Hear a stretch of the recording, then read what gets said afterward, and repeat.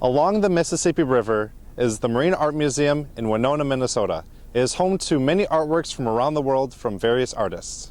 We talked to curator John Swanson about some of the artwork in the museum. Well, with the Minnesota Marine Art Museum, we look at art, great art inspired by water. That gives me a lot of latitude on what type of exhibitions I curate and what type of exhibitions, traveling exhibitions I bring in.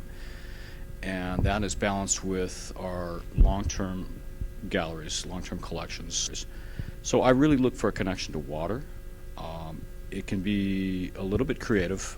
We've done shows like a canoe show, historic fishing lures. You know, it may not be art per se, but it does have a direct connection to water. Well, last year we unveiled Emanuel Lewitz's iconic masterpiece, Washington Crossing the Delaware. This is one of 3 versions that survive from 1857. The version we have is a smaller version.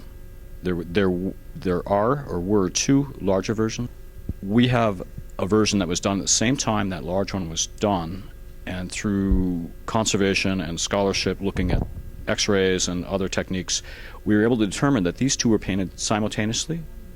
The corrections made on the small one were also made on the large one, and some of the overpainting and corrections on the large one were changed on the small one. So it was sort of a model for him to blow up and do this much larger one. This particular painting was in a private collection. It was on loan to the White House since Ronald Reagan. It hung in the West Wing up through Obama. It's a well-known painting. It's an iconic American painting. To hear more about the Marine Art Museum, visit our website at uperouthouse.com.